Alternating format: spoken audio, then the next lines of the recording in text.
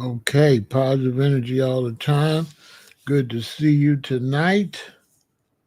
Early Monday morning. If you're in Chicago, it's 12 midnight. But if you're in Cali, it's still 10 o'clock at night.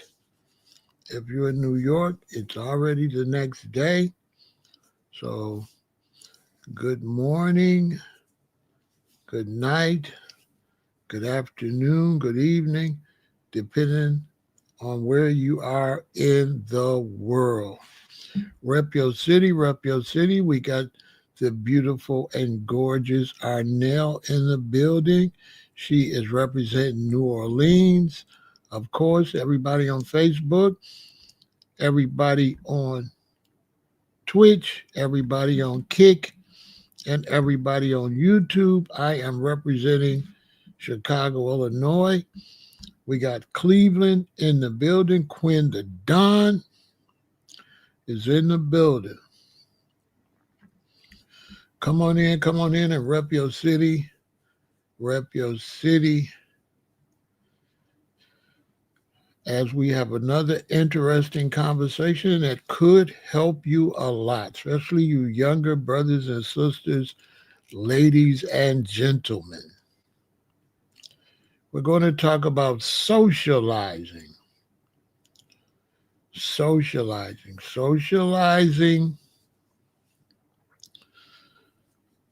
is something that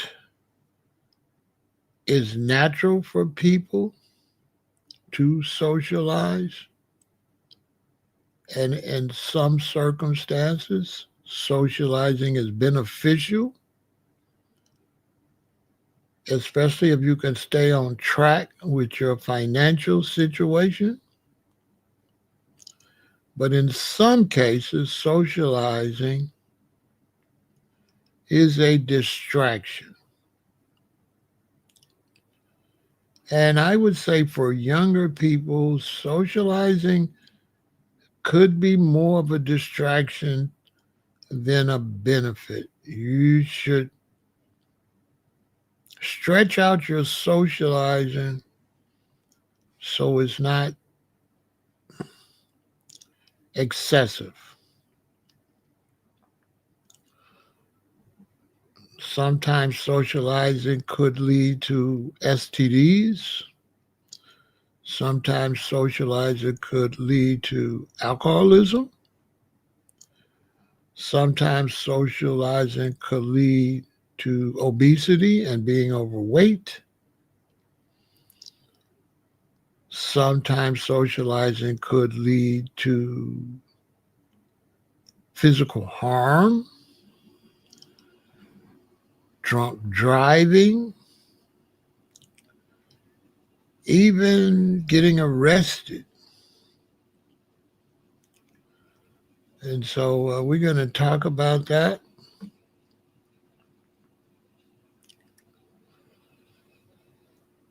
We are going to talk about that. So everybody come in, hit that like button, share, subscribe, hit the notification bell, support the channel.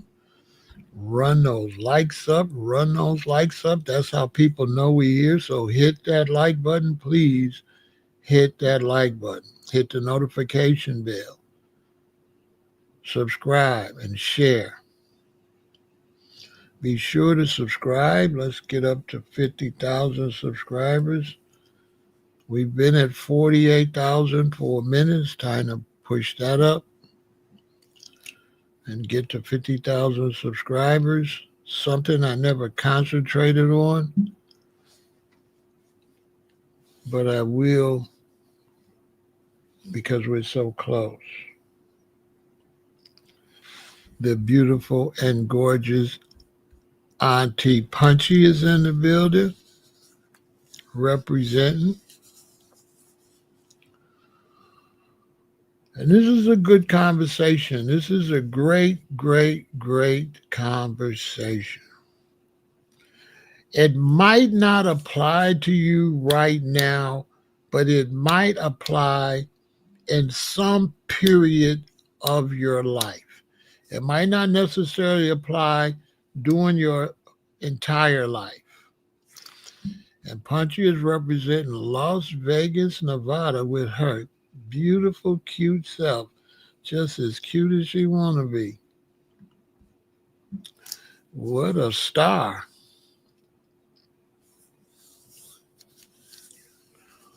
Cutie pie.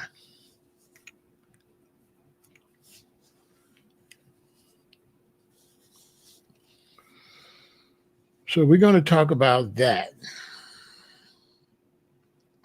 This is a very important conversation. Very, very, very, very important. Socializing has to be controlled. You have to control your socializing. You're in college, you're studying. You got to get in that library. You got to hit them books. You can't go to college and just be having fun, and not concentrating on your work.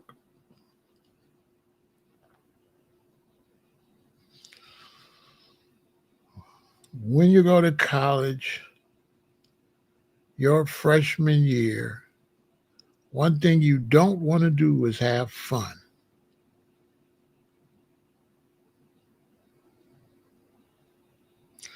Even when you go to high school, one thing you don't want to do ever in your freshman and sophomore year, whether it's high school or college, one thing you don't want to do is have fun.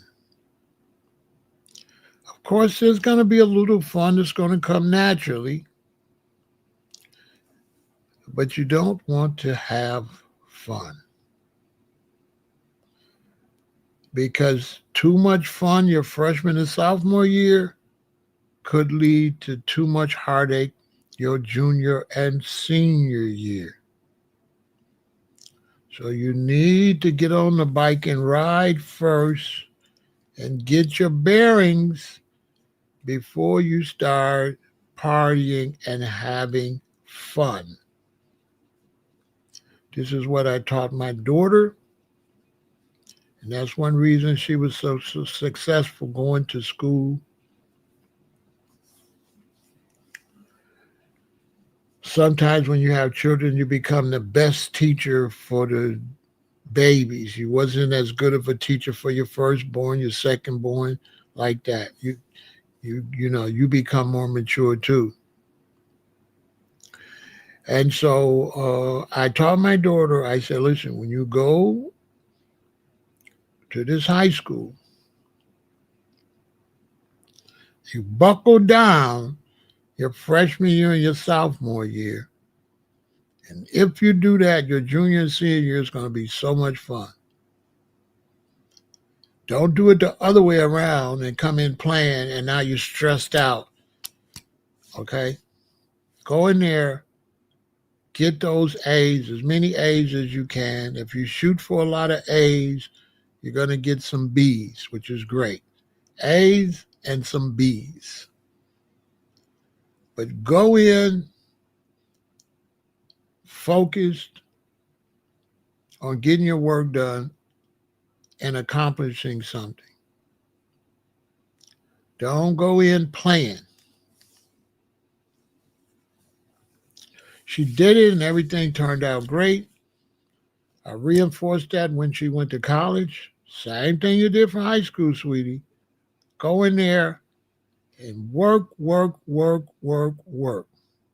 And you'll find in your junior year and senior year, you'll have the best time because you got your schedule together. You're able to do your work. Your grades are up there, so you're already in the mode for A's. And so your recreation now is not going to affect you because you went and got in the groove of getting the grades first. rather than getting in the groove of having fun. You got to get in a groove. Which groove are you going to get in? The fun groove or the groove of knocking your work out? You want to get in the groove of knocking your work out. Then when you get the bicycle rolling like that, now you can determine how to have fun. So we're going to get into that. We're going to talk about that.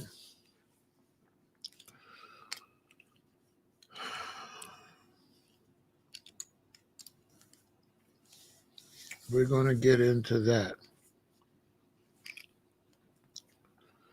So hit that like button. Come on in. I only see 36 people, 38 people. I think there's more people over here than that. Hit that like button. Share and subscribe. We need those likes up. And also support the channel. Super Chat, Cash App, Venmo, PayPal. Support the channel. I know some people chilling because it's Monday morning, got to go to work. But all you people overseas, you're up. England, I'm not sure what time it is in Africa. Let's see. Time in Nigeria. Well, it's 7 in the morning in Nigeria.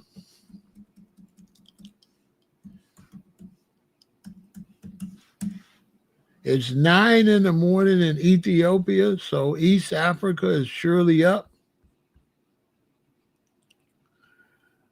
That's good to know that Nigeria, the West Africa, is behind East Africa. Interesting. Didn't know that. It's a great time to sit down right now. You are 100 billion% why the economy is looking funny, why it's a bunch of political confusion, and everything is a little bit unsure, and you want to save money. You, sweetheart, Arnell, are exactly 1 billion% correct. When you got economical times and you're not sure which way this is going, it's definitely time to sit down. No dinners, no movies. Watch movies at home. No extra entertainment.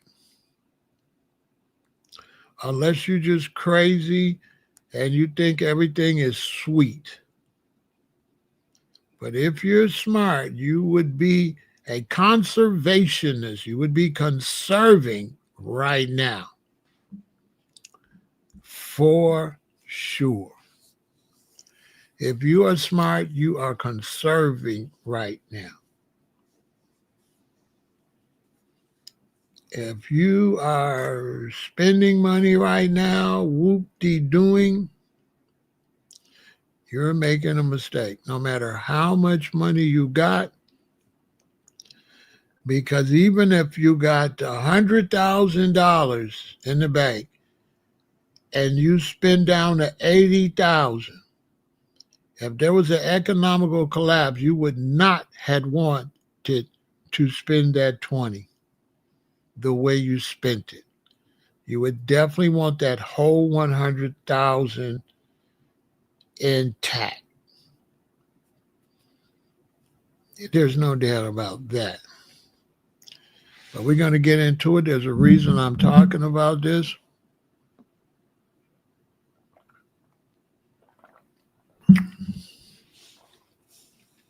I tell you.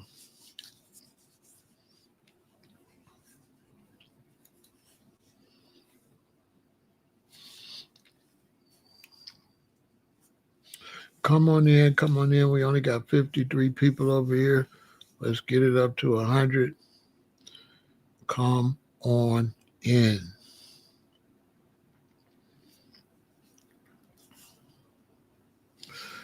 something that happens to me a lot around some of the people I know.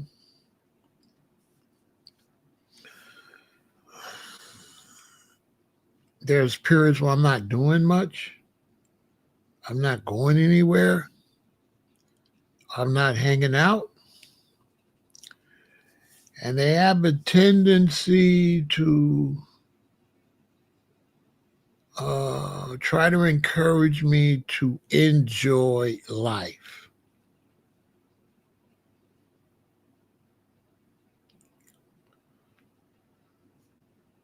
And many times they end up not enjoying life and being financially stressed. The same ones as Kaka Kikian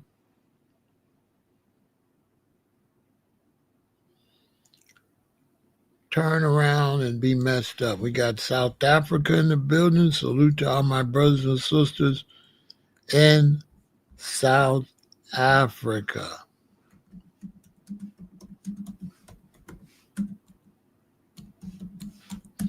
In South Africa, it is 8 in the morning. So that's interesting. 8 in the morning in South Africa, 9 in the morning in Ethiopia, and 7 in the morning in Nigeria.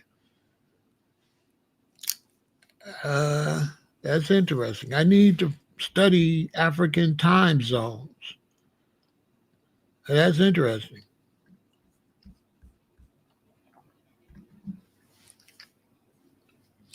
Now, why am I talking about this? I'm talking about this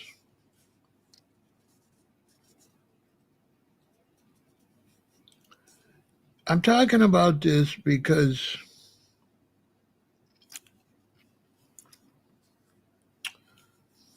I have a relative / friend, and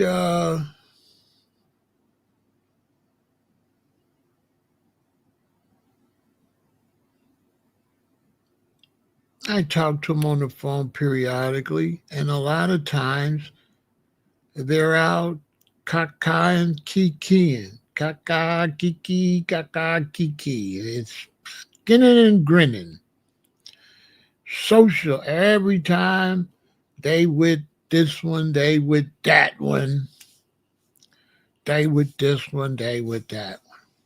They with this one, they with that one, they with this one, and they with that one. Oh boy, they outside and they with John and Bob and Peter and Sally and all of that.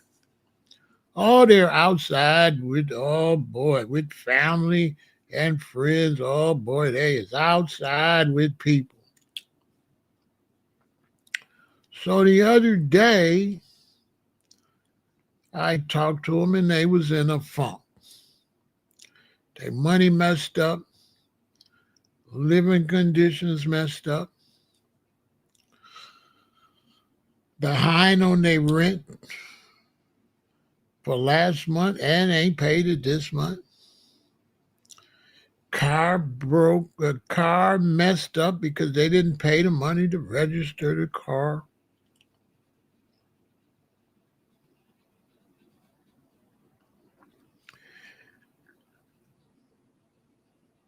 And they had to try to rent a car to go to work, and they're just going to work, spinning their wheels, making money to rent another car to go to work, to make some money to rent another car to go to work.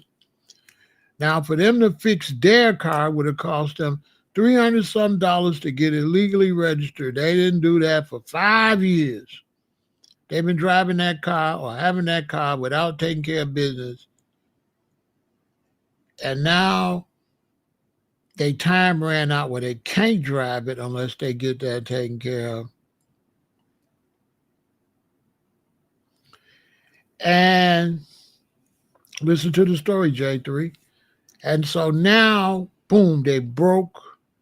The car rental is eating up the next month's rent because they got to rent a car because they got to go to work. And they didn't do their hustle to pay the $345 to drive the car they already got. So the other car they already got to sit still, right? And now they renting cars because they can't miss work. Then when they rent the cars, so when they rent a car, they like, okay, I rent a car. They go to work. They get off work around 5. Sometimes they don't have to work all day. They get paid time off. But they can't hustle. So now when they're officially off work at 5 o'clock or 3 o'clock or whatever, I'm like, why don't you go drive DoorDash or why don't you do Uber or something like that? So they do DoorDash. After work, they do DoorDash. And I talk to them, they say they made $89 and they going home. So I'm looking at them like, $89 and you going home? So I tried to tell them, why ain't you out there getting your money as much as you can get to pay for the rented car and to get your other car legal? Why is you just going on with just stinking $89? I don't want to do DoorDashes for only a couple dollars. I only want, if it ain't $20, I don't take it. I'm like, you broke. So the person didn't listen. And it got to the point now they've been spending their second month's rent money, ain't paid the other month to keep the rental car, and they spinning their wheels because they don't know how to do math. You're making $200 a day at your job, and your rental cars cost you $80 and gas. And your rent's behind, and it's another month. And you got to eat, and you got bills, and I'm like, what the hell? So the amount of time they used the rental car, they spent enough money on the rental car where they could have got the other car registered. They only needed $345. They spending that in 3 or 4 days on the rental car. Which I understand you in the tight, but you got the rental car. When you get off work, why you don't make that rental car get you $150, $200? Why is you going home with $89? And why is you passing up $5 here when you could have get 5, 10, 15, 20? You're supposed to go get all that money. Oh, if it ain't $20, I turn it down. You can't afford to turn it down. You got to accept all money. That $5 DoorDash is gas money to do the other DoorDashes. They didn't want to listen. Like I say, a friend, relative. You know how relatives is. They don't want. They know everything. They're younger. They don't listen. All right.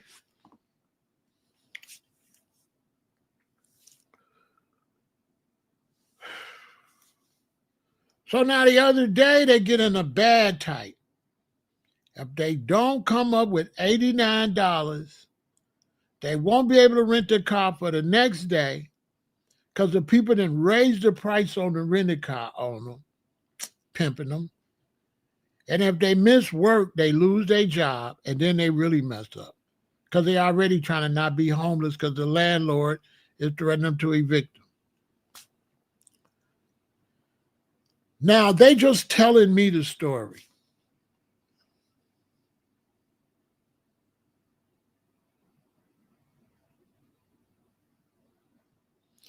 It's not about them buying cash. They already got a car. They already got a car. All they got to do is fix it. They can't afford to buy a car because they're already in debt, So they're just telling me the story.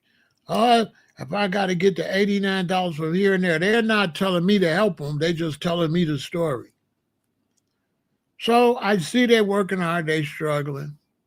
Out of the kindness of my heart, I said, I'll tell you what, I'll send you $100. So I sent them $100 so they can get the rental car so they won't miss work the next day. But I'm pissed because They are socializing with all these people. And I'm wondering, why can't you get $100 from all these people you're keying with? You're somewhere key. This is what I'm trying to teach y'all. This person is always with a bunch of people, always at somebody's house. But they always at somebody's house, but they can't call them somebody's and get $100. Make it make some sense. They always with these people, but they can't go to the same people they skinning and grinning with and get the $100 so they can go to work. Make that make some kind of sense.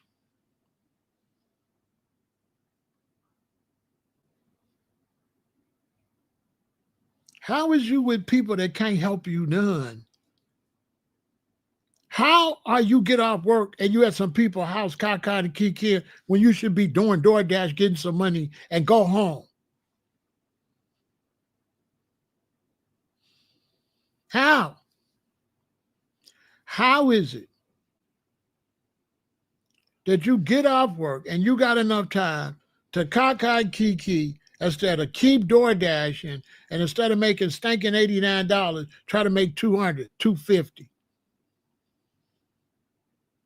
on your off day? Why you ain't out there all day on both of your off days? Why you ain't out there grabbing $300, $400, $500, $300 at least, $275, something? If you can make $89 after work, imagine how much you can make all day. No, on your off day, you visiting, you kikiing. You run around with your son, teaching him to be a goofy. He can't learn nothing from you. Cool. It ain't my business. This was the $100. This was 4 or 5 days ago. So today, which would be yesterday because it's already tomorrow, but tonight, I'm talking to him. Earlier, they called me and they at their cousin's house. And kikiing with the cousin. Cool. The niece. And kikiing with the niece. I'm with the niece. I got my, I'm with the niece and we running around. I got kiki. Earlier today.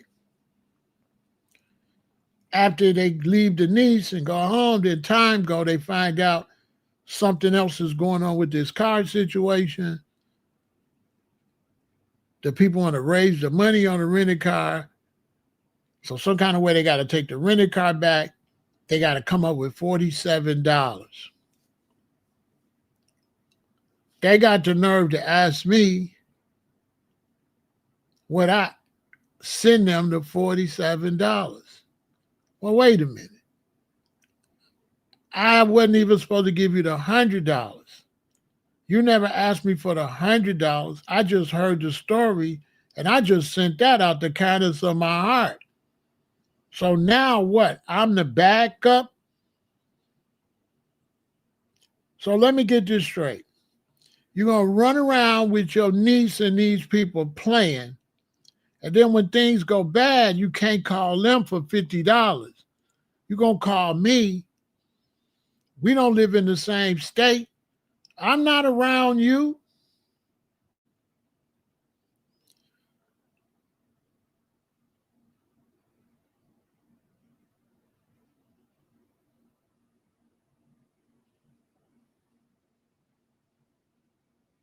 And you asked me to send you another $47, and I'm thinking, what's up with my $100? You gotta pay me my $100 back. So I don't know how you had time to and kiki. I don't know why you went out DoorDashing. This person get up and go socialize instead of go get some money. Instead of getting in that car and go and make some money,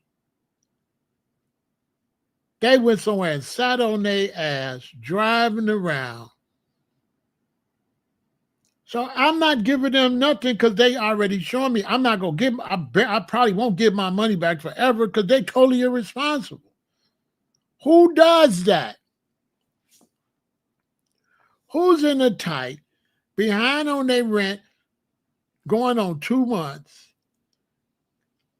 paying for a rental car every day just to go to work, owe $345 on their car, and got an off day and go socialize on their damn off day. Go socialize on their off day.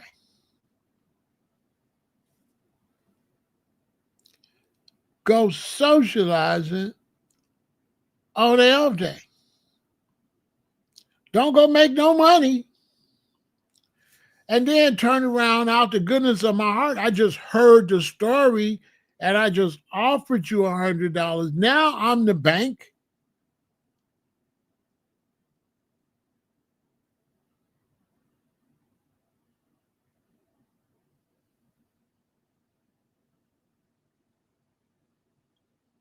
And like this is a person on their way to be homeless. They're about to get evicted. They're not going to be able to pay for their car. They're going to lose their job. So they're going to be evicted and no job. And they did not go and make no money today. They owe the landlord last month rent and this month rent. They only can go to work by renting a car every day. And today, with a free day off work, they went and hung out. Not only did they go hang out, once they realized they need $47, they didn't ask the people they was hanging out with for it. They asked me for it. I'm thinking, you crazy. First off, where I come from, you don't get no more money till you pay me my $100 back. Second off, if I see you making bad moves, why would I give you some money? I ain't gonna never get it back. Why would I give you $47 when you didn't go out there and DoorDash and make no money today yourself? What's wrong with you where you in a hole and you going socializing instead of going to make some money?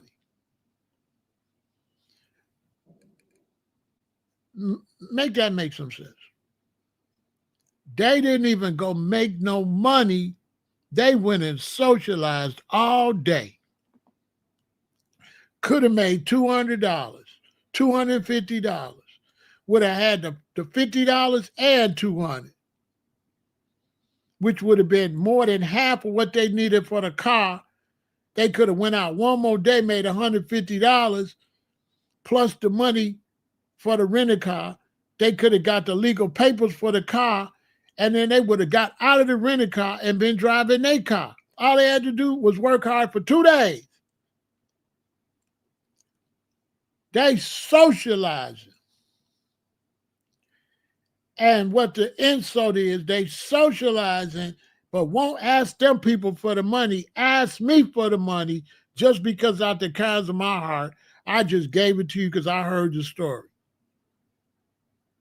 Now I wish I didn't give them nothing because I didn't give you that thinking that you were goofy. So no, I'm not sending you no more money. Send me my $100 back ASAP. And I'm through with it. I don't want to hear nothing else. You know what I'm saying? I don't want to hear your problems no more. Tell your problems to the people you keep laughing and cockeying and kikiing with. And this person is always hanging out. Always hanging out. And anytime you always around some people, but they can't never help you, you're a fool.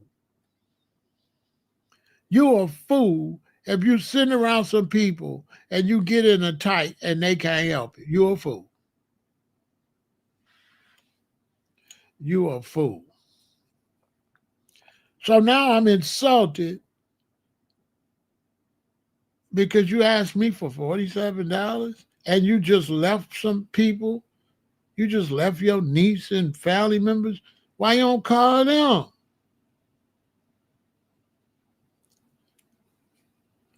I'm not nowhere around you. I don't see you. I don't ever see you.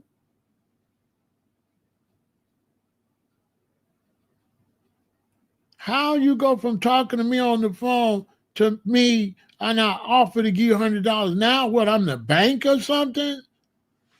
I'm an ATM. I said, I know this person didn't insult me and ask me for $47 after they've been cockeying and kikiing and ain't taking care of their business. They didn't go make no money all day on Sunday. And Sunday night asked me for $50 and didn't get in that damn car and go make no money Sunday. Didn't make a dime Sunday. Went and socialized, and you know you're in a rented car, and you know your rent due a month and a half, and you know you got to pay the rented car to stay in it, and you know you got to come up with $350 for your car. And on Sunday, you went and socialized. You cannot make this up. You did not get up early in the morning and say, let me go out here and make me some money. No. Because it's Sunday, you could have door dashed all day. You could have door dashed lunch, late lunch, dinner, all day. People order food on Sunday, just want to stay home. Could have made bank. No. Went and smiled and grinned with some people and couldn't even call them people to borrow the money. Want me to give you the money? I ain't seen you. We don't even live in the same state. Who is these people you smiling and grinning with? They don't got $50? Listen, y'all. I'm not telling you this to tell you somebody's business. I'm telling you this so y'all get y'allself together. This is not a story to talk down on that person. This is a story for y'all to get y'allself together. For y'all not to be like that. Because I don't tell people's story, but I know nobody know whose it is, so it's no damage.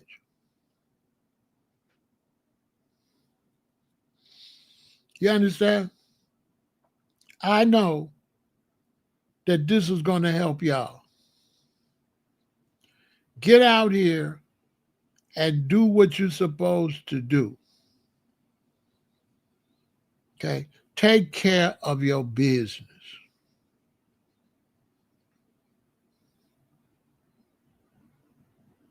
Take care of your, stop all that socializing and take care of your business. Are you in a position to socialize? Are you in a comfortable enough position where you can socialize and come home and be comfortable? Or do you have to come home and worry about things? Because if that's the case, that's what you need to be taken care of.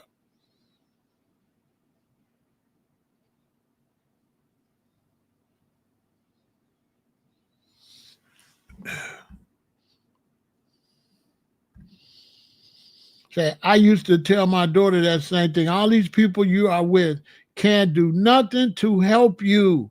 I don't know why people don't understand that. Guided.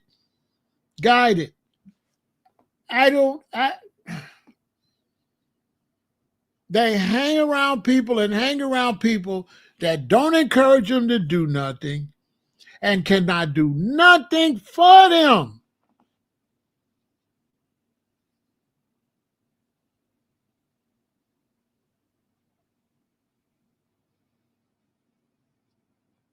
Really. Hanging around people, spending money, and you owe everybody. but always call you when she get in a fix. This is what I'm saying. Can't call them. But you tell her not to go around them guys, and she look at you crazy. But then when she get in trouble, they can't do nothing for her. Now she calling you. Well, if she don't want to listen to you, what do you owe her? But she your daughter, and you gotta help her, and she knows that.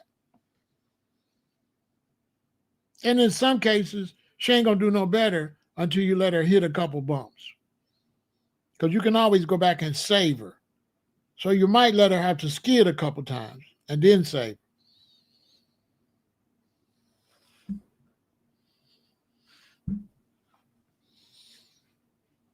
This person got it, asked me for the money.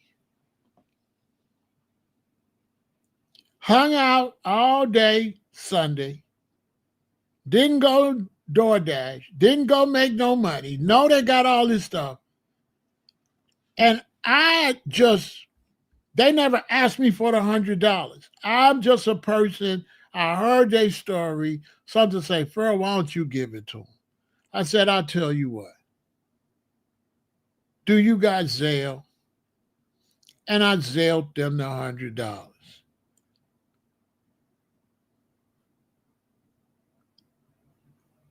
They went the very next day. They went all today and played around. Didn't go make no money. And late at night, all of a sudden, finds emergency and brought up $47 and asked me, do I got Apple Pay? I'm saying I ain't got Apple Pay, I ain't got Apple Music, and I ain't got no Apple Pie. Baby, bye. I don't got no Apple Pay, I ain't got Apple Music, and I ain't got no Apple Pie. No, I don't. Go get it from whoever you was with. Go get it from them. Go get it from them. Whoever you was with, go. I don't have no apple cider vinegar. I don't hang out at Applebee's.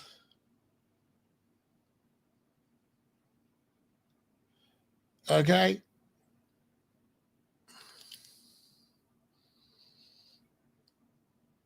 I don't got no Honeycrisp apples or nothing.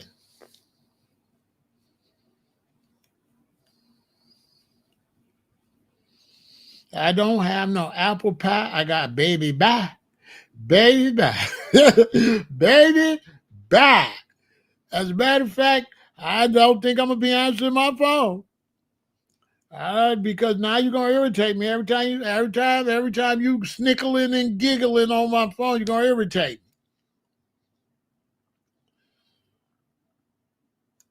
Because me, I know how to put the pedal to the metal and concentrate on my situation.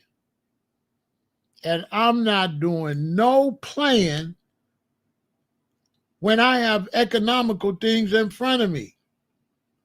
When I got bills in front of me, when I got things in front of me I got to do economically, I don't do no plan. None. And this is one reason that relationships don't work out with me, because a lot of times I meet women that's really not good with money. And they willing to go out, and they're not never willing to sit down so we can save some money. And if I'm with her and she mess up her money, then she sucks away from my money. It's like when you with somebody and you living together and you saving your money, but they waste theirs, then they suck your money because you got to go and help them. So it's a way to make you spend your money indirectly by them messing up their money. Now you got to pay the phone bill by yourself. Now you got to pay the heating bill or the gas bill or the electric bill. They don't want to go half or nothing like that. That's why men don't never get with no woman that wants you to pay all the bills. because what she's going to do is mess up a lot of money, and you're going to end up paying more than just the bills, because that woman is not going to have no fiscal responsibility. She's going to have no economical responsibility. You're going to be with a fool. You're a fool if you go to work every day and take care of anybody. If they don't want to go 50-50, that's not a good wife. That's not a good wife. And they said, well, Pharaoh, what if you was a millionaire? If I was a millionaire, I still want my woman to go make some money. If I'm a millionaire and my wife don't want to make no money, I got to dump her because I'm a millionaire. I got enough money to buy you a business, and you don't want no business? I'm a millionaire. You my wife. You don't want to invest none of this money to make no money? I got to get rid of you. I need a woman that if I had $1 million, she going to try to open a shoe store, a beauty shop, or something. She going to be like, my baby got money. I'm finna take that money and make some money. That's the type of woman I want. I don't want no woman just sit up and eat off of my millions of dollars and she ain't got no get up and go. She don't want to make no money. She don't want to bring nothing to the table. She think her coochie equal to $500,000. When her coochie ain't even worth the same amount as my thing. My thing is worth more than coochie. A man's sexual organ is triple the price of a woman's sexual organ. That's a fact. We don't want to put the baby in there. They be trying to play the man's sexual organ down and the woman's sexual organ up when it's really the other way around. The thing is king. The thing is king. That thing is the king. So even the way they do that is totally backwards.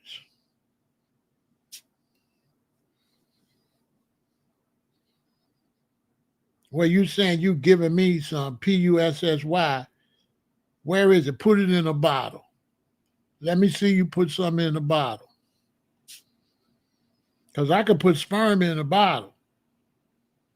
Put your stuff in the bottle.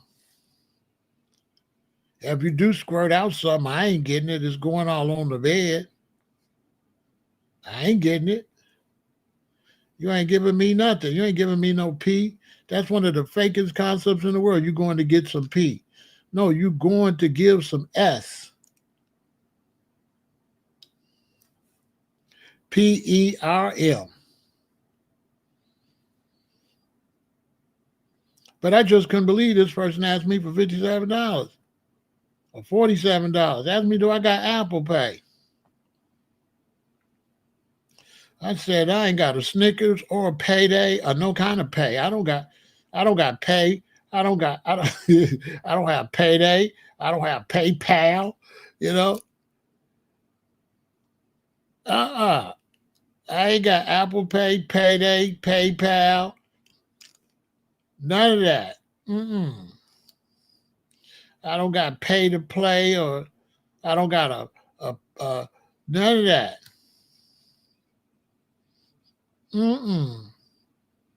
I don't got a payday. I don't, no, I don't got no Apple Pay. No, but while we asking what I got, let me ask you what you got. Do you got my $100? Contrary don't get my $100. Go do what you gotta do. I know you're in the tight, but you got to run me my $100 because now you seeming like you entitled. You don't sound like you're gonna give me my $100 back if you ask me for another 47 without clarifying when you're gonna give me what I already gave me. We ain't even got that part straight yet. You know, this person never once said to me, I'm gonna send you your money. They ain't never said that.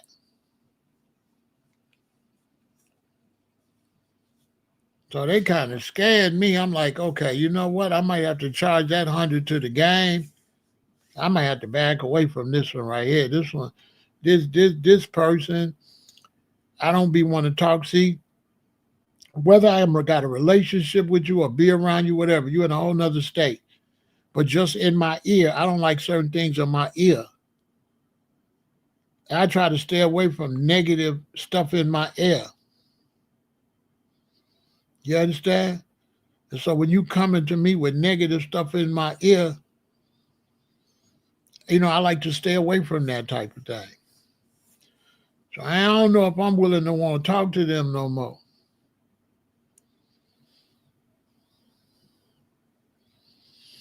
I don't think so. Because you need to be able to go out here and you need to be able to do what you got to do to keep your head above water. You got to sink or swim. And from what I've noticed about people, one of the worst things that destroy people is socializing. Socializing gets them on substance abuse. Socializing gets them on alcoholism, makes them alcoholics. Socializing gives them STDs. Socializing makes them overweight and obesity. Socializing does way more damage than it does good. And especially in the black community. The black community, all they do is kiki. I can find 10 dudes to hang out with me and drink and talk crazy. If I want to start a business, I can't find one. I can find them for fun. They with that. They with hanging out, wasting money, drinking, going to club. That they with that. Watching sports, cheering for somebody else that's a millionaire. They with that. Black men in the hood. They love cheering for multi-million-dollar sport athletes, and they ain't got a pot to piss in or a window to throw it out of. And here you cheering for this dude. That's why I watch sports. I wish I would cheer for a multi-millionaire. And this dude run up and down shooting the basketball. He's super rich and I'm tall. Man, Curry, man. Curry Durant, man. Bruh. When them brothers get off the court, how they living? And when they get off the court, how you living? When they get off the court, how you living? They filthy rich. You a cheerleader and they ain't got no pom-poms. I mean, black man, if you're going to be a cheerleader, at least get some pom-poms and a cheerleading skirt. At least. You know, how you going to be a cheerleader and you ain't got no cheerleading skirt, no pom-poms? Cheering for somebody getting rich and you ain't getting nothing. These brothers got a team, but you ain't got no team. Or you cheering for a team. You cheering for a football team, a basketball team, a baseball team, but you ain't got no team. Me and the brothers, we sitting there watching a bunch of dudes together playing on the team. Then when the gang calls, say, man, we need to get together and do something. You ain't with it. You into watching other people have organizations, teams, sports teams. You love watching somebody else together, working together to make money. And then as soon as that go off, you ain't on that. You ain't on working together to do nothing.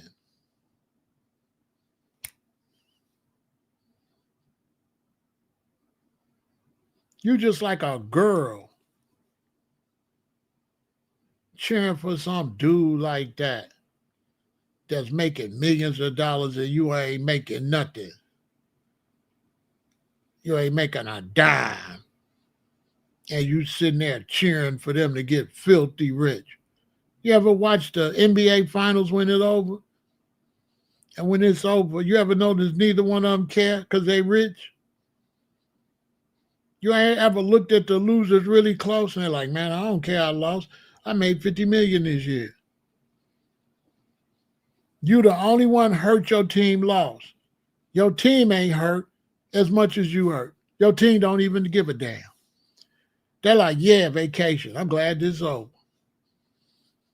You hurt because they lost. They don't care because they didn't lose. They got paid how much out there?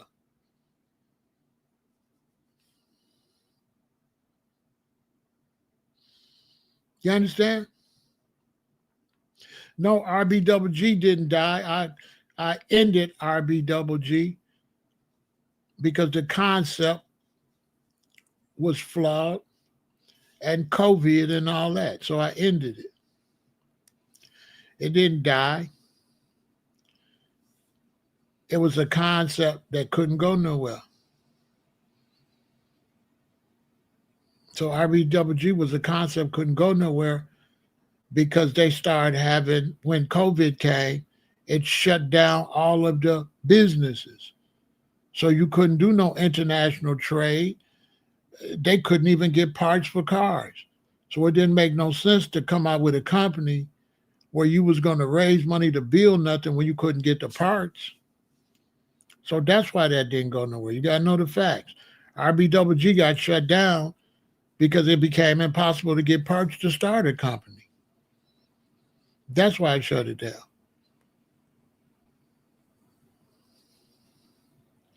I'm not going to work on that no more because that never opened back up. You can't get parts and stuff no more. That's all gone. You can't get parts. It took them years to get the truck parts back. So you can't get parts. You can't open major factories and stuff nowadays. That's an ideology that's not going to happen under this current situation of international trade. It's not going to happen because you're not going to be able to get the parts. So that's why I ended it. At that time, I think it was those big Ford trucks. They couldn't fix their trucks. Men that had Ford trucks couldn't get the parts to fix their trucks. When I seen they couldn't get them parts to fix their trucks, I said, okay, this is over with. We missed our time. We would have had to do that 10 years earlier. Because you can't get the parts and stuff like that. Still can't. Whole Foods ain't getting a lot of stuff they're not getting. Trade ain't back. Tariffs ain't helping RBWG none. RBWG is finished. Because in order to push something like that, you have to live in a world that makes it capable to do it. The world we live in is not capable. It's not possible to do it. We can't build businesses when businesses are closing. We can't build up. We're in collapse. Businesses are about to collapse. So there's no way I would raise money to build business in the middle of economical collapse. Because that's where we're at. Not to mention, since that time, they went robotic. So if you ain't got robots, you're out the picture. So RBWG is never going to happen that way because robotics is going to take over factories and all that, and we wouldn't be able to put nobody to work anyway. All automobiles and cars and all that stuff is going to be made with robots. So it was good I pulled the plug. That's over with. That's not going to happen.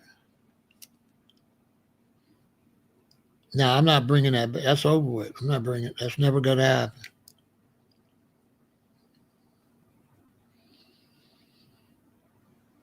We won't even be able to raise cash because it's going to be a cashless society. Cash is going to be gone. We can't, we ain't going to be able to raise no cash. Ain't going to be no cash. We was too late on that. We would have had to did that. We would have had to do that 10 years earlier. Cash is over. It's about to be 2026. It won't be no cash by 2027. Everything gonna be digital. There won't be no cash. Amazon laying off 300,000 people. It's about 2 million people getting laid off right now.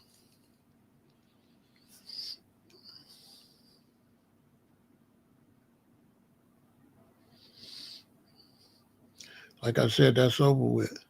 Logistic.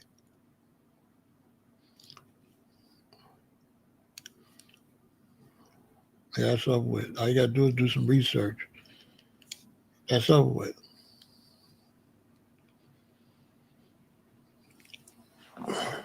Too late.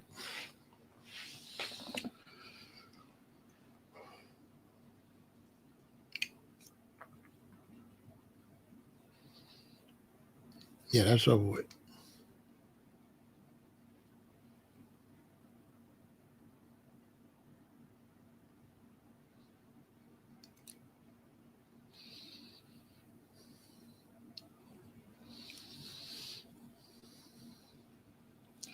From the pandemic, it was over.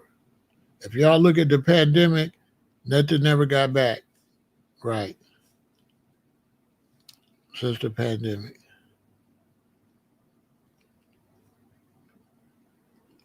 And when they go back historically, that's how they gonna document it. From the pandemic, nothing went back the way it was. I shop in Whole Foods, and Whole Foods ain't never been the same since the pandemic. Whole bunch of products just disappeared. They never came back. Certain items, it looked like they bought the company and rebottled it and repackaged it. Like they used to have this blood orange soda and it was packaged a certain kind of way. And then the pandemic came and then they didn't have it no more. And then after they got back on their feet, they had it, but it had a different label and it tasted different. I said, they done bought the company, the rights to the company, and making it themselves. This ain't the same soda. That company went out of business. Only people that was really in there know what I'm talking about. Anybody that was going to Whole Foods a lot before the pandemic know what I'm talking about. It's never been the same afterwards. A lot of products is gone, went out of business. A lot of people went out of business. And now it's just getting worse.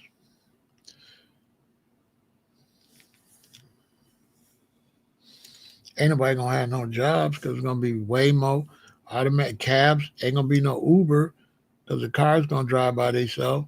Ain't gonna be no Lyft. Cars gonna drive by itself. Ain't gonna be no cabs. Cars gonna drive by itself. Ain't gonna be no bus drivers. Buses gonna drive by themselves. Ain't gonna be no train engineers. Trains gonna run by themselves. Ain't gonna be no pilots. Planes gonna fly by themselves.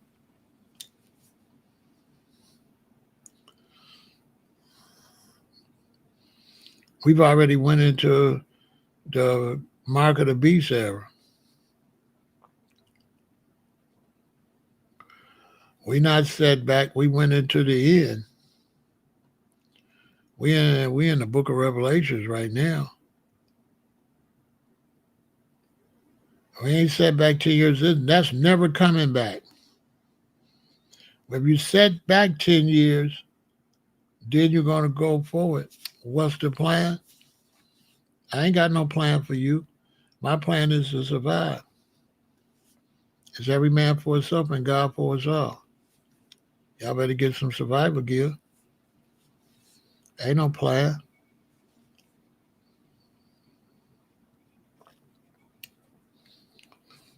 There ain't no plan. Every man for himself and God for us all. Good luck.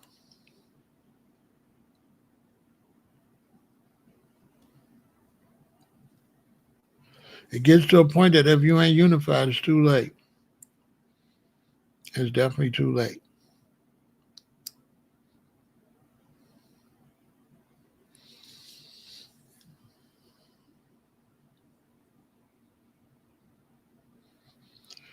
Yeah, your job is gone, Asiatic. They don't need you. Robots gonna deliver the mail.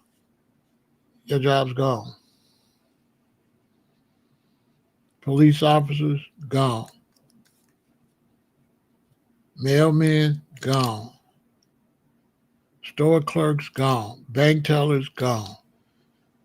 Factory workers, gone. Dock workers, gone. Remember last year they were talking about it was going to be a shortage of food because the dock workers went on strike. That's why they went on strike, because they finna automate the docks. Ain't going to be no men working at the docks. They're going to have them machines picking them loads up. What you better ask yourself is what they planning to do with people if they ain't got no jobs for you.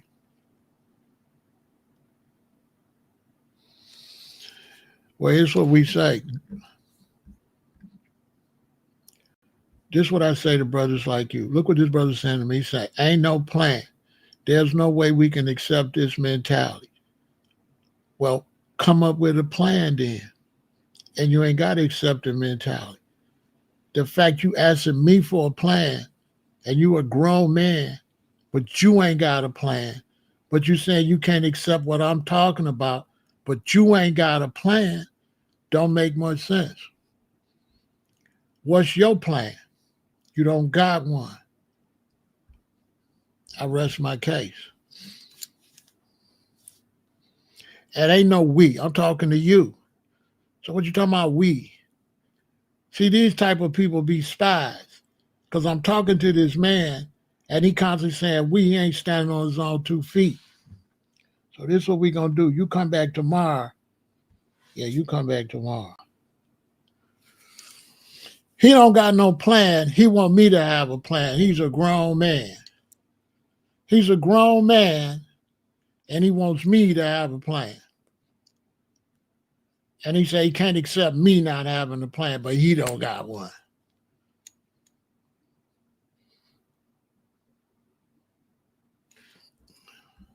Matter of fact, let me block him because I suspected he was negative from the beginning.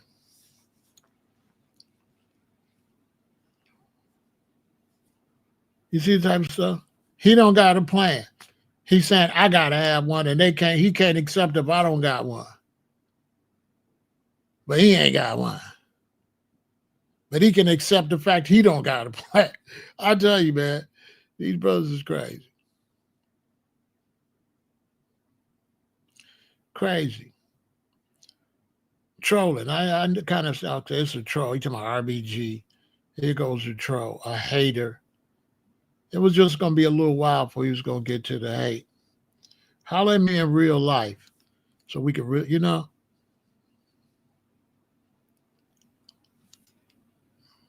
Yeah, Waymo. I was out in Arizona, and I filmed the Waymo.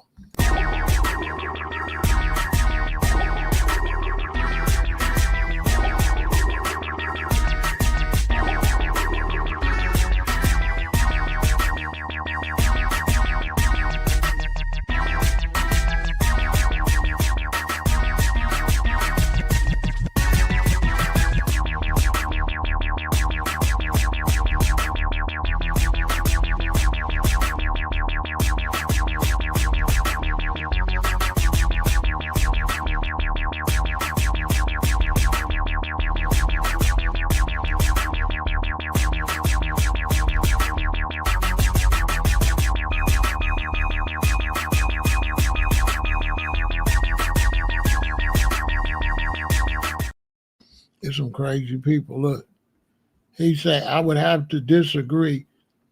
Most of us is Aboriginal. What? Who said anything about where we from in this conversation? Did anybody say anything about where we from in this conversation?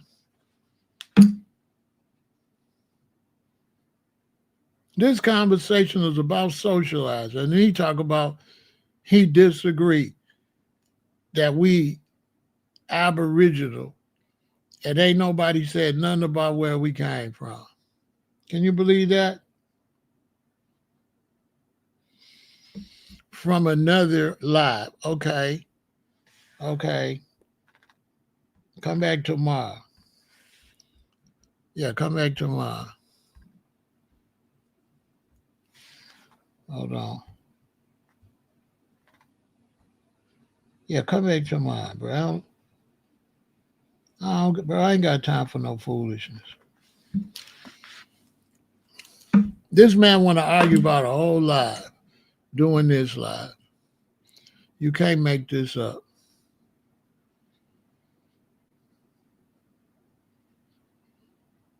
He probably made a comment and I never responded yet. So he got frustrated. He probably they be making a comment. I don't read none of my comments. And he just been waiting to argue in the comments. And because I never went and argued, he it just burnt him up. He had to come over here. And my response, I don't care what you think. Keep it to yourself. Weird. Want to argue as if I care about his belief system. I don't care what he think he is. Arguing back and forth about what he think he is not going to change nobody's mind. That's just foolishness. Foolish discussions that don't amount to nothing.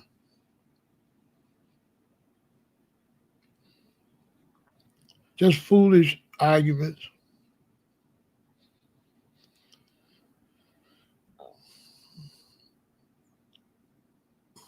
The point I'm making of this is that our people play too much to be in a position we are as a group. Even the idea of arguing about you Aboriginal or African or whatever, when at the end of the day, in this country, you still looked at as the same people, regardless what you call yourself, and you can't get together and get nothing done. Because anything we're going to get together and do is not going to be based on what we think we are. So that's a stupid argument anyway. At the end of the day, we some brown people over here, especially foundational Black Americans, and we either going to get together and do something or we not. And what you call yourself ain't got nothing to do with get together and doing something. This is why white people are called white, because they don't want to argue if they Irish and all that. They cool with being white and unified. We the only ones. You can't call yourself Black because the Moors don't like it. You can't call yourself a Hebrew because this one is Aboriginal. You can't call yourself nothing because it's some weirdo that want to say we not that. But they don't want to put all that aside and get nothing done. They rather discuss nonsense that will never have a conclusive answer.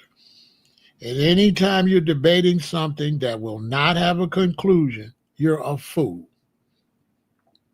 So debating whether you're Aboriginal or African or whatever is for fools, because there will not be any conclusive answer.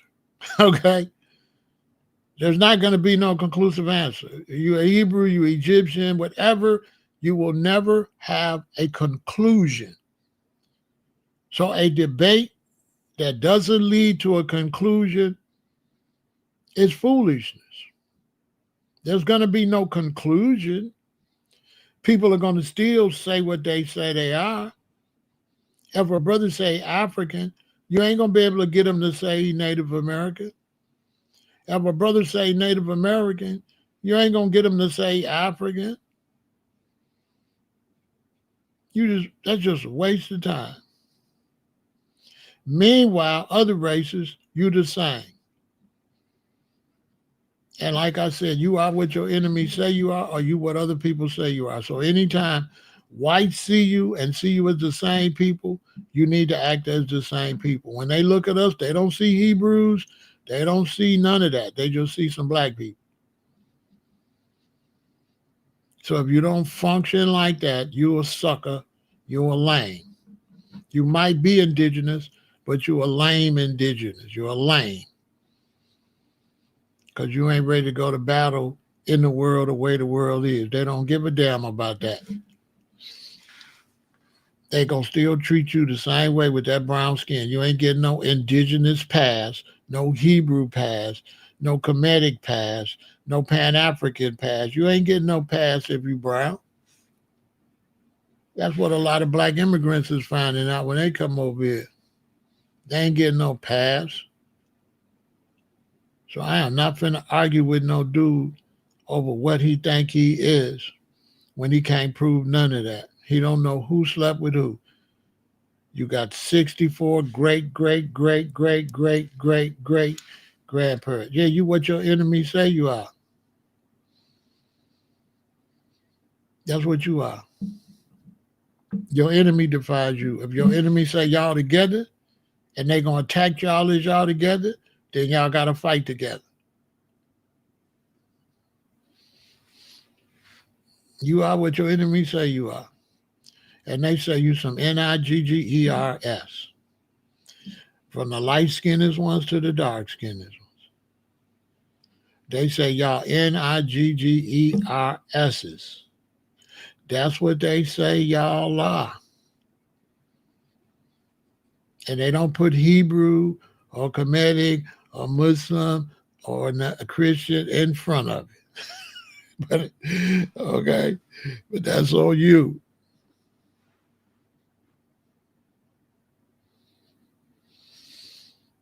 I mean, I don't know because none of them can prove they none of that. Like I said, you got 64 great, great, great, great, great, great, great grandparents, and you don't know who those 64 people are. So there's nobody in this planet can debate me on that. You cannot tell me who you are unless you know who your great, great, great, great, great, great, great grandparents are. You can't tell me nothing. You have 2 parents, 4 grandparents, 8 great great grandparents, 16 great great great great grandparents, 32 great great great great great great grandparents, and 64 great great great great great great great grandparents, and you don't know who they are. You just talking. And in any debate in the world, I would win just on that. I would win the debate, period. Because everybody would say he's absolutely correct. You don't know who slept with who.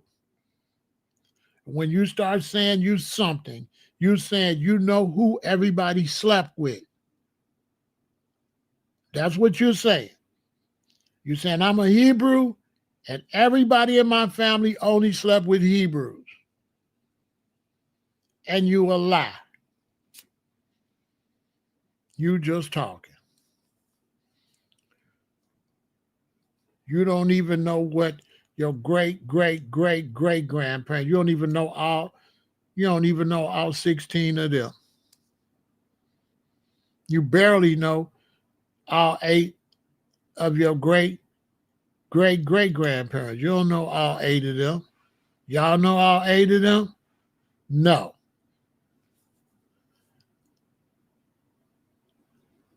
You don't know them people. I know my mom and my daddy. I know about both of their parents. When you get to my grandparents' parents, they get fuzzy. When you get to my great-grandparents or my great-great-grandparents, I don't know who they is. I don't know who my great-great-grandparents is, all of them. I don't know who them people are. But we can trace some of them back to the census. But it doesn't take much to go back to the census. You don't have to go back that many generations to go to the census. So to go to the census, you only got to go back to your great-great-grandparents. That's it. That's as far as you got to go back. And the reason that's as far as you go back is they know that's as far as you can go back.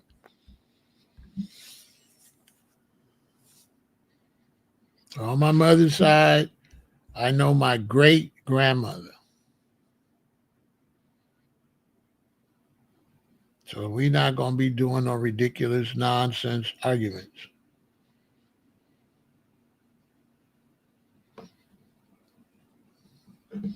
And this is on my mother's side. This is my great-grandmother. She lived 170 years. She was born in the 1800s. And her mother was probably born in the 1700s. But she had a husband.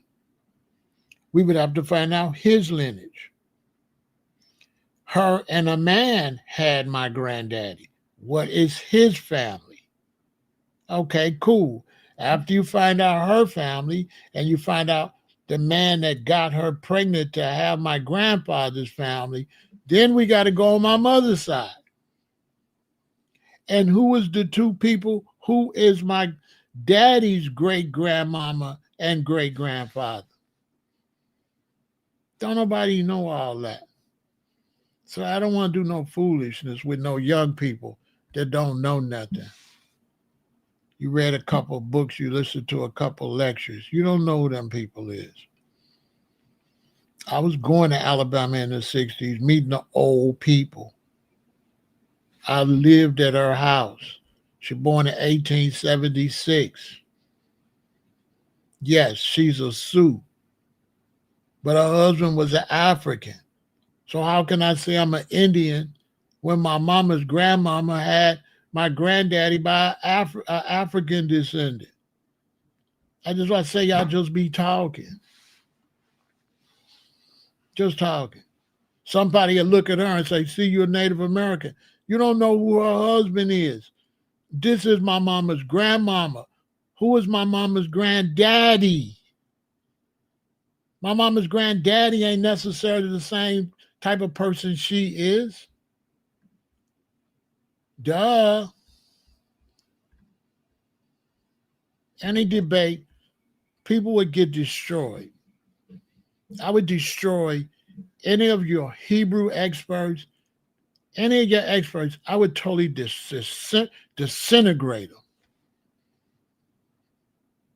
Because they talking off make-believe, and I'm talking from being down south. I was down south in the 60s.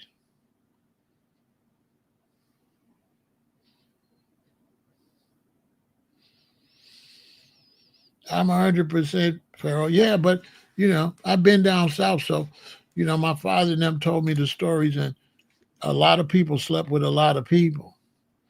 And certain people was sold.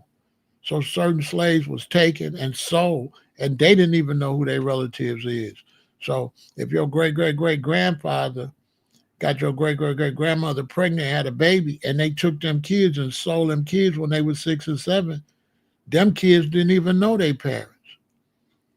So in our culture, a lot of us didn't know who our relatives was because we were sold from plantation to plantation. This is why, once again, they only require us to trace our lineage back to the 1800 census, because they know once you go past the 1800 census, too many people were sold to too many people, and they can only trace some of them. They can't trace all of us.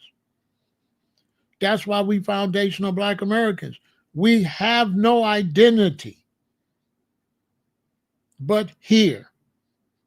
And that's just hard for Hebrews and Muslims and all these brothers they don't want to accept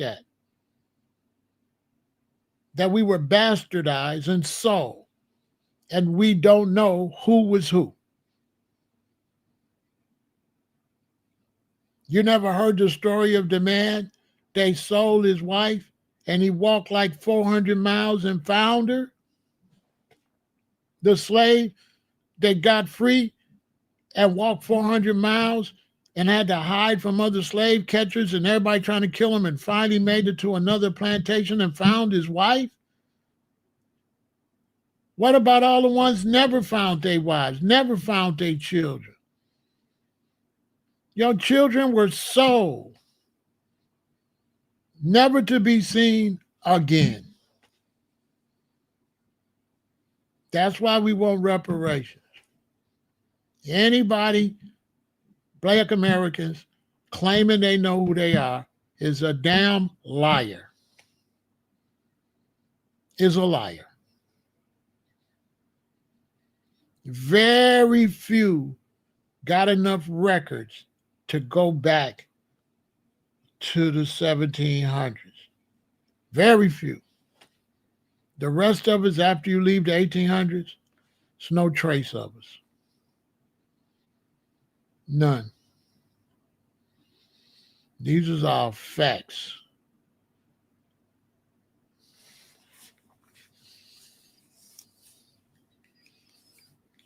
These are facts. You think you know who you are, but you don't. And reparations is a payment for not knowing who we are, basically. That we want to get paid for that. But there's too much for you to face the reality. Yeah, slavery cuts our history off at 1870s. Yeah, exactly, 100%. That's why we're trying to get paid. It's just a reality. We are new people. We foundational Black Americans. This is our home.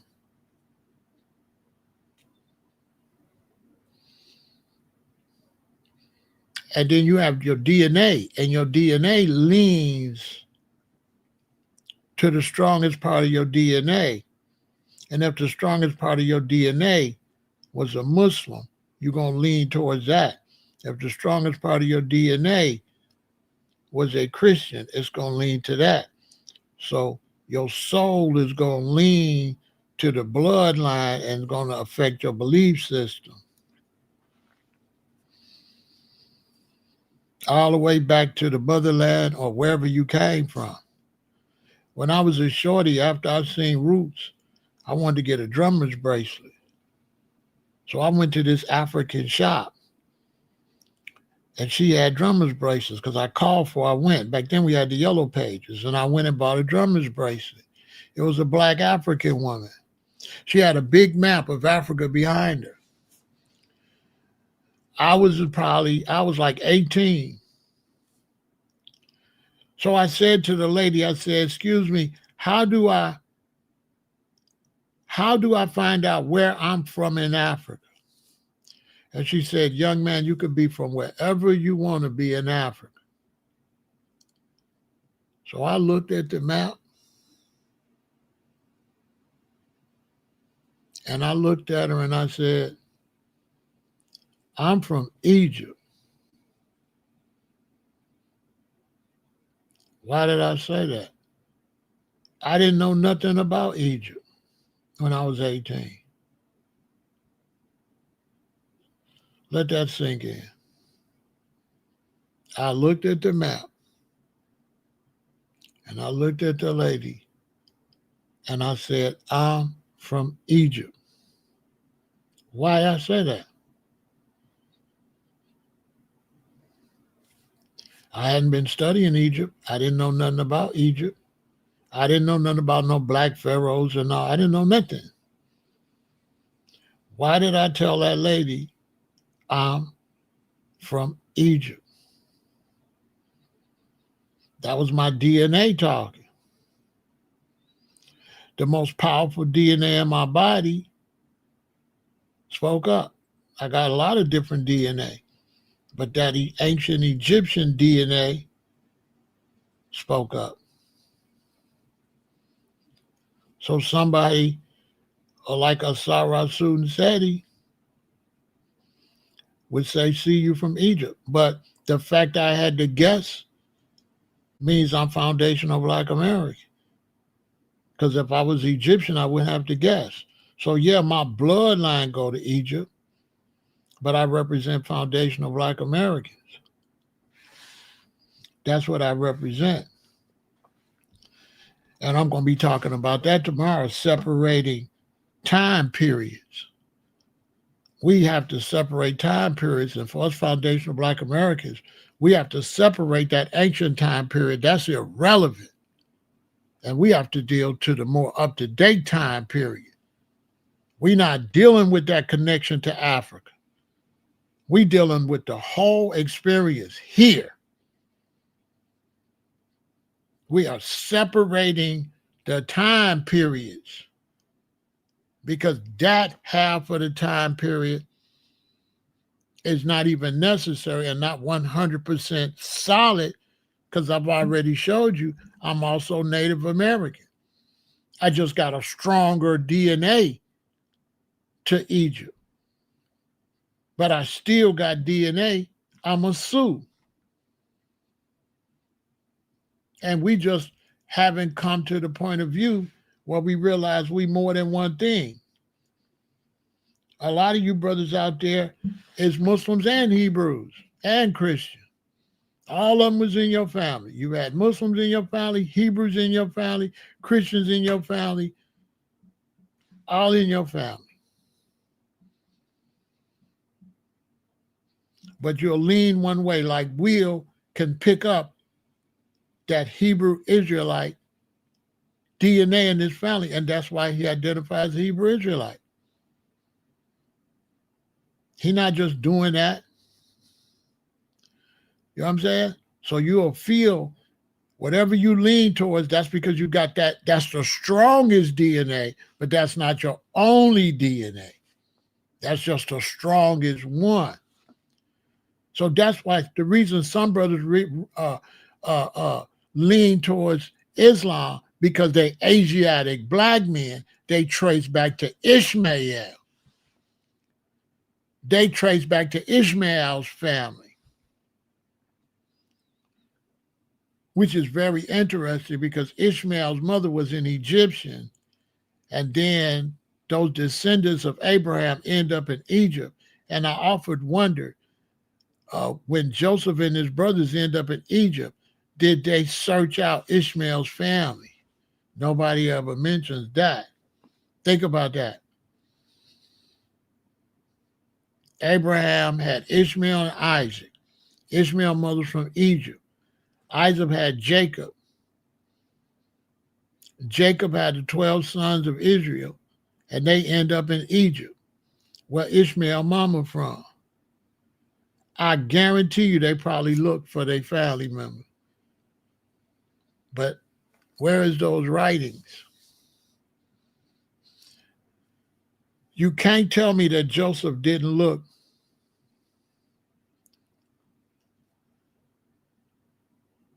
for Ishmael's family. Because if you got Abraham, Isaac, and Jacob have Joseph, that means Jacob is Joseph's daddy. Isaac is his granddaddy. And Ishmael would be his half-granduncle. Ishmael will still be his great-granddaddy's child. Ishmael is still Abraham's child.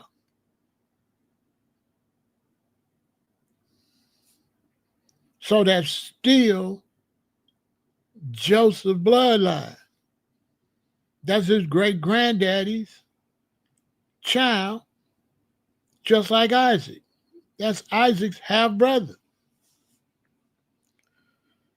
And the mother from Egypt. So when they end up in Egypt, the question is, did they search out the Egyptian side of their family?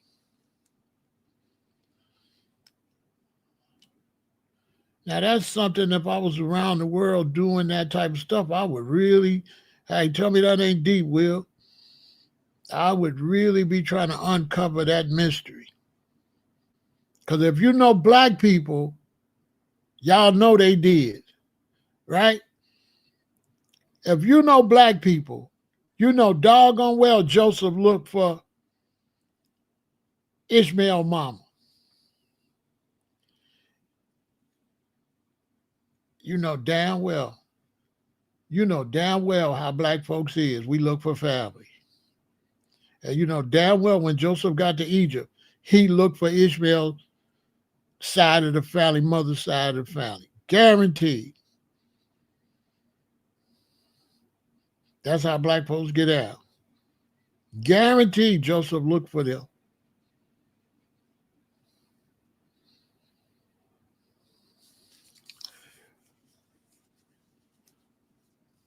I just started that like a few months ago. That hit me. I said, you know what? Dang, they end up in Egypt. That's where Ishmael family from. Isaac half-brother. Oh, I wonder, did they look for them? So you got to be thinking and have an open mind to get to that type of thought pattern. Now, I could go and go and do some research or write a whole book on that, especially if I find something. But I would have to go back to all that genealogy, and I would have to really study uh, Islam close, but I don't know if Islam traced Ishmael like that. So I would have to study the scholars of Islam to see if they traced Ishmael. That would be some deep, heavy, deep right there. But that's all I got to say about that. Y'all don't socialize when you can't afford to socialize. Concentrate on where you're trying to get in life, right? And don't be socializing until you get yourself together. Admit and accept when you ain't ready. You're not always ready to have fun. When you go to high school, young people, get your grades first.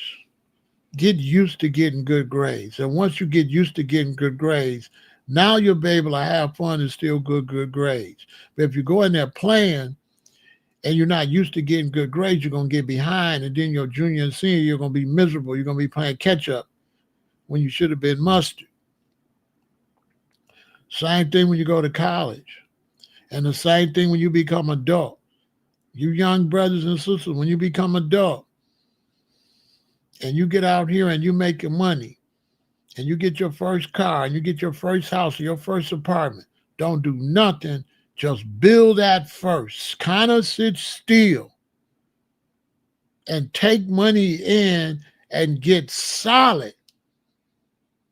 Don't be doing a whole bunch of socializing before you're solid. Because so many people go broke. I know dudes that was dealers. They went and bought a whole bunch of jewelry. They bought a whole bunch of clothes and cars. And then when everything fell off, they only had 50,000. But then made $500,000. But they only got 50,000 because they played, thinking that this gonna last forever. And then when something happened, they catch a case or whatever, they barely got enough money to pay their lawyer. And everything gonna be against you when you're trying to sit still and you're trying to build a solid foundation. You're gonna have your woman want to go somewhere, want to do this, want to do that, want to mess the money up as you stack the money. You got to go to the original days of hustlers. And the original days was what I always tell people to stick with. And the object was to get a shoebox and fill it up. And anytime that shoebox had 18 stacks in there and you spent one and had 17, it would make you sick. Because you don't want to go 18, 17. You want to go 18, 19, 20. You don't want that shoebox to go down. You want that shoebox to go up. And you know this money in this shoebox is not enough for you to be celebrating. You know you got to get more than this to relax a little bit and be in a celebratory mode. And then when you get to this level that you're trying to get, go ahead, have a little celebratory mode. And then stop and go to this level. Don't celebrate back down. You get your money up, you get to this level, celebrate a little bit, go down a little bit, and then go stop the same way you did last time and go up. A little celebration, up. A little celebration, not up. Celebrate down, boom. Because soon as your money let me tell you something. Money has its own magic to it. And as you get money, it attracts money. But when money starts going down, it starts to attract down. It starts to attract a negative energy. And so once your money start going down, it's real hard to stop it. Real hard. Anybody been saving money? No, I ain't lying. If you done save $10,000 and you spend 9, 8, 7, you say, I'm finna go back up. You go 7, you got 7,500, the car break. 1,500, 6.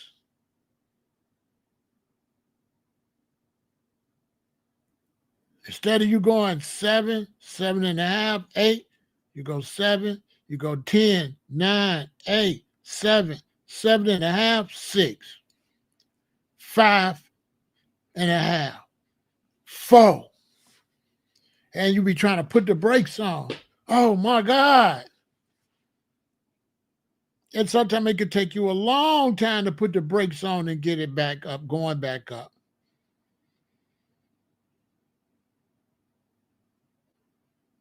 A lot of women don't understand that. That money got its own magic to it. And once it starts going down, it's real hard to get it to go back up. Real hard. Sometimes you might not get it to go back up for years.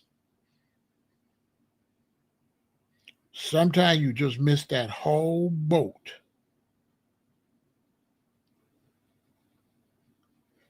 That's a fact. When you get that break and you get to stacking that money, don't mess it up. Don't mess it up. Control how much fun you want to have. It's a better feeling to walk in a jewelry store and see a $10,000 watch and know that you can buy it. That's a better feeling than actually buying it. Young brothers and sisters, listen to me. The feeling that you can buy it is a way better feeling than actually buying it. Because the fact you can buy it relaxes your mind. You know you're not messed up because you could buy it. And that's going to satisfy you. Buying it is not going to satisfy you as much as the item never feels as good as the money.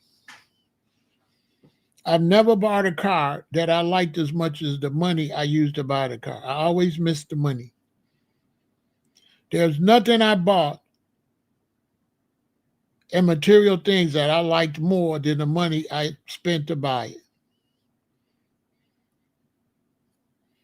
And if I had $12,000 and I spent $2,000 and I made another $2,000 back and I had 12, I would always say, dang, that would be 14. And my women and my wives used to always say, stop doing that. Because if I got 12 and I spend 2 and I make 2 back, I'd be like, that would be 14 if I didn't spend that 2. Then I make another 2. I got 14. I'd be like, that would be 16. And they say, how long are you going to keep counting that 2 you lost? I'm like, I don't know till it get out my system. Because I never can forget where I would be. This is where I would be if I didn't buy this. If I'm at 18,000, if I didn't spend that 2, I'd be at 20. And I always question, was it worth it? And it never feel like it's worth it. Never in my life have I bought anything that felt like it was worth it, other than food to eat, pay what I gotta pay to live and stuff like that. I've never felt like anything I bought was worth it. Unless it was absolute, like I need a TV, we need a TV in the house, or we need furniture in the house. I always felt like that was worth it. But any extra item, I never felt like it was worth it. And I always used to hate looking at jewelry I can't wear because I'm going to get robbed. I shouldn't even have bought this because I can't even wear this nowhere.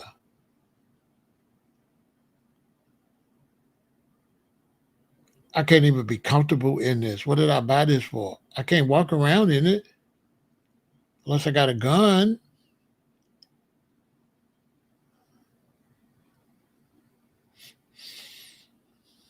So, like, it's all right to enjoy your life, but don't mess up your survival having fun. Cover your mortgage, cover your rent, young people. Cover your rent. Don't you go and pay your rent and go on no vacation and come back home broke and ain't got your rent money for the next month. If you ain't got enough rent money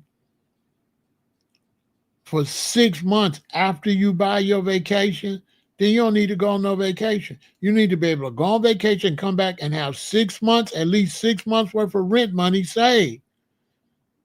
Don't go on vacation and come back out of struggle.